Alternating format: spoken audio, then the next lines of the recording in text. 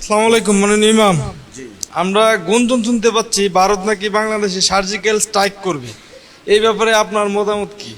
আচ্ছা, ভারত বাংলাদেশের surgical strike করবে, এই কথাটা শুনতে পাচ্ছি। কার কাছে শুনলেন এটা? এটা আসলে ফেসবুকে গুঞ্জন চলতেছে। আরে ভাই, আমি বলি মিস্টার রায়হান, আমি আগেও বলেছি, ফেসবুক, ইউটিউব এমন একটা গুজবের মার্কেট হয়ে গেছে এখন। আসলে আমি ফেসবুকের কোনো কন্টেন্ট থেকে আপনি প্রশ্ন করবেন, উত্তর দেব, আমি আসলে উত্তর দিতে প্রস্তুত নই। হ্যাঁ, আপনি যদি আশঙ্কা করেন, আপনি একজন বাংলাদেশের সচেতন নাগরিক হিসেবে যদি আশঙ্কা করেন, আমরা আশঙ্কা করতেছি, আমরা শুনতেছি আকাশে বাতাসে গুঞ্জন হচ্ছে ভারত বাংলাদেশে সার্জিক্যাল স্ট্রাইক করবে, এক্ষেত্রে আমরা কি করতে পারি? দেখেন, ভারত একটা বিরাট রাষ্ট্র।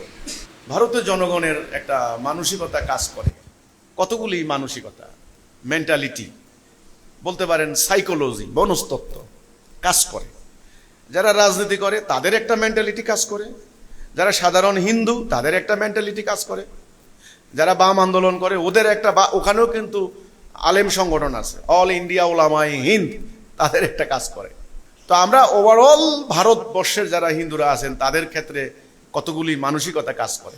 এক নাম্বার, ভারতের মুসলমানরা বহিরাগত, এরা ভারতের লোক নয়, এরা বাহিরের থেকে এসে আমাদের এখানে উড়ে এসে জুড়ে বসেছে, এরা দেশপ্রেমিক নয়, এরা এক নাম্বার। দুই নাম্বার, এই ভারতবর্ষ মহাভারত, এই যে আপনারা তো খুব মজা করে করে সিরিয়াল দেখছিলেন, মনে আছে কিনা মহাভারত? আমি তখন বলেছিলাম যে এই সিরিয়াল বানানোর পিছনে কোনো রাজনৈতিক উদ্দেশ্য অবশ্যই আছে। মুসলমানদের ভিতরে কিন্তু আমি এক ধরনের আলাপ আলোচনা পরিবর্তন দেখেছি, মহাভারতের স্বপ্ন। দেখেন, আমেরিকা যখন আফগানিস্তানে আক্রমণ করে, আমেরিকা যখন সারা দুনিয়াতে রাশিয়ানদের বিরুদ্ধে কমিউনিস্টকে মোকাবেলা করার জন্য যেখানে কমিউনিস্টের স্বার্থ ছিল সেখানে আক্রমণ, তখন তারা কিন্তু হলিউডে খুব সাংঘাতিক সাংঘাতিক কিছু সিনেমা তৈরি করেছে। একটা সিনেমা আছে র্যাম্বো। র্যাম্বোতে যিনি অভিনয় করেছেন সম্ভবত স্ট্যানলি, আমার যদি ভুল না হয়, নায়ক স্ট্যানলি, উনি খুবই বডি বিল্ডার একজন মানুষ। র্যাম্বো 1, র্যাম্বো 2, র্যাম্বো 3 এ ধরনের সিরিজ আছে কিন্তু। আচ্ছা, এই সিনেমাগুলি কিন্তু হলিউডের একটা নির্দিষ্ট লক্ষ্য করে তৈরি করা, মানুষের মনোজগতে মনস্তত্ত্বে পরিবর্তন করার জন্য। মানে আমেরিকার সৈন্যরা শ্রেষ্ঠ, আমেরিকার সেনাবাহিনী আধুনিক প্রযুক্তি জ্ঞান সম্পন্ন, যেই কোনো, ওই যে বললেন সার্জিক্যাল স্ট্রাইক, যেই কোনো ঘটনা তারা তাদের সৈন্যদেরকে উদ্ধার করে আনতে পারে, আমেরিকার মোকাবেলা করার ক্ষমতা কারো নাই। এটা হলো র্যাম্বো। আচ্ছা, ভারত এরকম ওই মহাভারত সিনেমা বানিয়েছে। দেখুন তাদের মনস্তত্ত্ব কাজ করে। দ্বিতীয় পয়েন্ট, যে পাকিস্তান, বাংলাদেশ, ভারত, ভুটান, শ্রীলঙ্কা, এগুলি মহাভারতের অংশ, এগুলি আমাদেরই জায়গা, আমাদেরই এলাকা। ব্রিটিশরা ইচ্ছা করে পরিকল্পনা করে এগুলার ভাগ করে দিয়ে গেছে। আসলে এগুলি আইজক কাইলোক আমাদের পেটের ভিতরে চলে আসবে, এগুলি আমাদের সম্পত্তি, আমরা দিল্লিতে বসে দিল্লি কেন্দ্রিক শাসন করব এই এলাকাগুলি। তো এই মনস্তত্ত্ব তাদের ভিতরে কাজ করে। আর বাংলাদেশিদেরকে এক ধরনের দৃষ্টিভঙ্গিটা এক ধরনের, আমরা বাংলাদেশের মানুষ, আমরা আসলে লেখাপড়া জানি না, আমরা চাষাভুষার জাতি, আমরা অজ্ঞ মূর্খ বা এই ধরনের। এখানে বাংলাদেশ মানেই হচ্ছে এখানে একটা মৌলবাদের, উগ্রবাদের একটা ডিব্বা, এখানে সমস্ত মোল্লা মুন্সি, এটাকে কন্ট্রোল করতে হবে আইজক কাইলোক, আমাদের না হলে থ্রেড আছে। তো ভারতের জনগণের মনস্তত্ত্ব এবং ভারতের রাজনৈতিক দল কিন্তু নানান ধরনের রাজনৈতিক দল আছে, হিন্দুত্ববাদী সংগঠন আছে অনেক, এবং কোনো কোনো সংগঠনের কোটি কোটি মেম্বার আছে। তাদের রাজনৈতিক উপজীব্য বিষয় হচ্ছে ধর্ম, ধর্মকে উস্কানি দিয়ে দিয়ে দিয়ে তারা রাজনীতি করে।